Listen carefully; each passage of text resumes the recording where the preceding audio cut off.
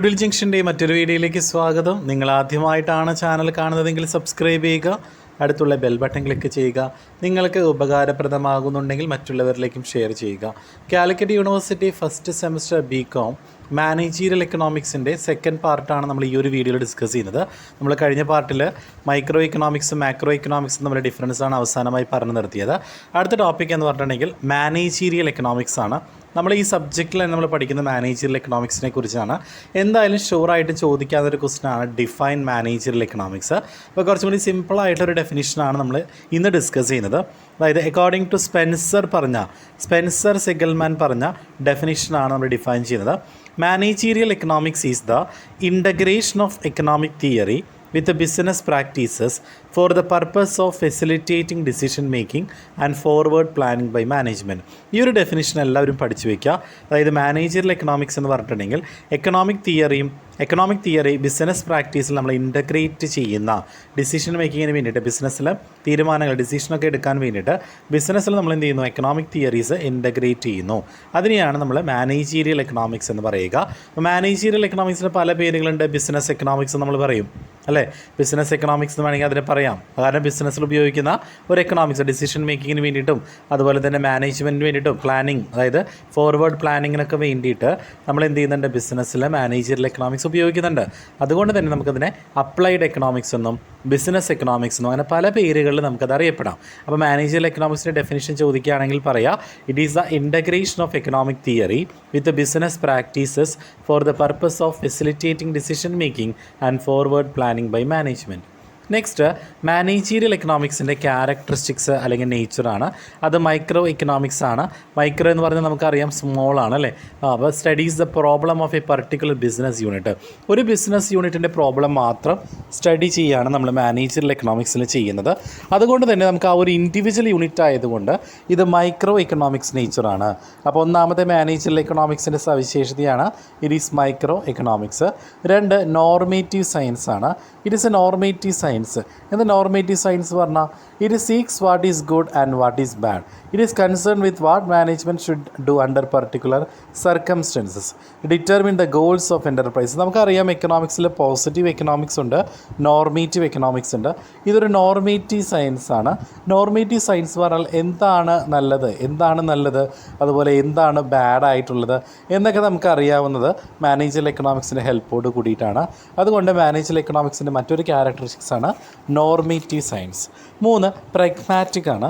Managerial economics is pragmatic. It concentrate on making economic theory more application oriented. അതായത് economic തിയറിയെ നമ്മൾ എന്ത് ചെയ്യുന്നു, മോർ ആപ്ലിക്കേഷൻ ഓറിയൻറ്റഡ് ആക്കാനായിട്ടാണ് നമ്മൾ കൂടുതൽ കോൺസെൻട്രേറ്റ് ചെയ്യുന്നത്. അപ്പോൾ അതിനുവേണ്ടി ഹെൽപ്പ് ചെയ്യുന്ന ഒരു പോർഷനാണ് മാനേജീരിയൽ എക്കണോമിക്സ്.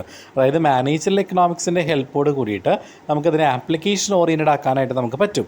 അതുകൊണ്ട് ഇത് പ്രഗ്മാറ്റിക് ആണെന്ന് നമുക്ക് പറയാം. അടുത്തത് പ്രിസ്ക്രിപ്റ്റീവ് ആണ്. Managerial economics is prescriptive rather than descriptive. Descriptive അല്ല, ഇത് പ്രിസ്ക്രിപ്റ്റീവ് ആണ്. പ്രിസ്ക്രിപ്റ്റീവ് എന്ന് പറഞ്ഞാൽ പ്രിസ്ക്രൈബ് ചെയ്യുക. അതായത് ഓരോ ബിസിനസ് പ്രോബ്ലം എങ്ങനെ നമുക്ക് പ്രിസ്ക്രൈബ് ചെയ്യാം അല്ലെങ്കിൽ സൊല്യൂഷൻസ് എങ്ങനെ പ്രിസ്ക്രൈബ് ചെയ്യാമെന്നാണ് നമ്മൾ മാനേജറിയൽ എക്കണോമിക്സിന് ഹെൽപ്പോട് കൂടി ചെയ്യുന്നത്. അതുകൊണ്ട് മാനേജറിയൽ എക്കണോമിക്സ് ഒരു പ്രിസ്ക്രിപ്റ്റീവ് ആണെന്ന് നമുക്ക് പറയാം. അടുത്തത് uses macroeconomics. Macroeconomics is also useful to managerial economics. Macroeconomics provides an intelligent understanding of the environment. നമ്മൾ നേരത്തെ പറഞ്ഞു നമ്മുടെ മാനേജറിയൽ എക്കണോമിക്സ് ഒരു മൈക്രോ ഇക്കണോമിക്സ് നേച്ചറാണെന്ന് പറഞ്ഞു. ഇത് നമുക്ക് മാക്രോ ഇക്കണോമിക്സിൽ ഇത് യൂസ് ചെയ്യാമെന്നാണ് നമുക്ക് അടുത്ത പോയിന്റിൽ പറയുന്നത്. It uses macro economics. Next, use theory of firm. Managerial economics largely uses the body of economic concept and principles toward solving the business problem. ഒരു ബിസിനസ് പ്രോബ്ലം സോൾവ് ചെയ്യാനായിട്ട് മാനേജറിയൽ എക്കണോമിക്സിൻ്റെ കോൺസെപ്റ്റും മാനേജറിയൽ എക്കണോമിക്സിൻ്റെ പ്രിൻസിപ്പിളൊക്കെ നമുക്ക് എന്ത് ചെയ്യാം, ലാർജായിട്ട് നമുക്ക് ഉപയോഗിച്ചിട്ട് നമുക്ക് അങ്ങനെ ഒരു ഫൈൻഡിങ്, അതായത് ലാസ്റ്റ് ഒരു ഡിസിഷനിലേക്ക് നമുക്ക് എത്തിച്ചേരാനായിട്ട് പറ്റും. അടുത്ത മാനേജ്മെൻറ്റ് ഓറിയൻറ്റഡ് ആണ്. മാനേജറിയൽ എക്കണോമിക്സ് മാനേജ്മെൻറ്റ് ഓറിയൻറ്റഡ് ആണ്. അതായത് മാനേജ്മെൻറ്റ് ഡിസിഷൻ എടുക്കാനാണ് നമ്മൾ കൂടുതൽ മാനേജറിയൽ എക്കണോമിക്സ് യൂസ് ചെയ്യുക. അതുകൊണ്ട് it is management oriented. Next, multi disciplinary ആണ്. മാനേജറിയൽ എക്കണോമിക്സ് ഒരു പർട്ടിക്കുലർ ഏരിയയിൽ മാത്രമല്ല എല്ലാ പോർഷൻ്റെയും എല്ലാ ഏരിയസിൻ്റെയും ഏകദേശം മാത്തമാറ്റിക്സ്, സ്റ്റാറ്റിസ്റ്റിക്സ്, ഓപ്പറേഷൻ, റിസർച്ച് ആ ഒരു ഏരിയാസിലൊക്കെ ഇതിന് സ്കോപ്പ് ഉണ്ട്. അതുകൊണ്ട് ഇറ്റ് ഈസ് മൾട്ടി ഡിസിപ്ലിനറി എന്ന് പറയാം. അതുപോലെ മാനേജറിയൽ എക്കണോമിക്സ് ആർട്ടാണ്, സയൻസ് ആണ്. പിന്നെ കുറച്ച് പോയിൻറ്റ്സൊക്കെ പറയുന്നുണ്ട്. അപ്പോൾ അതൊക്കെ നോക്കി വയ്ക്കാം. പിന്നെ ചോദിക്കാൻ ചാൻസ് ഉള്ള മറ്റൊരു ക്വസ്റ്റ്യനാണ് മിക്കവാറും ചോദിക്കാം. സ്കോപ്പ് ഓഫ് മാനേജീരിയൽ എക്കണോമിക്സ് വളരെ വളരെ ഇമ്പോർട്ടൻ്റ് ആണ്.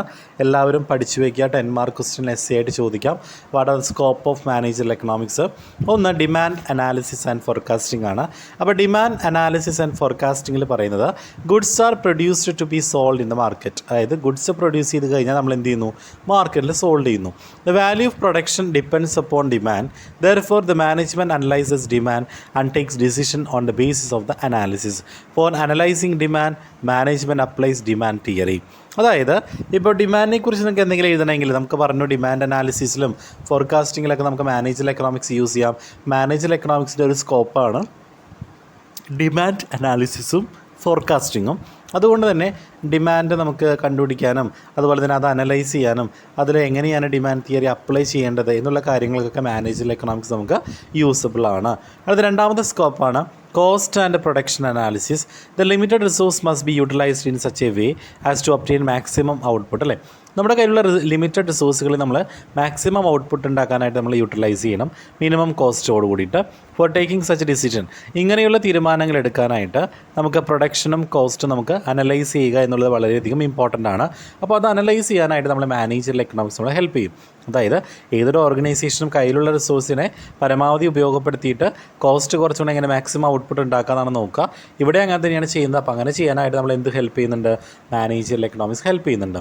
അത് പ്രൈസിങ് പോളിസിയാണ്.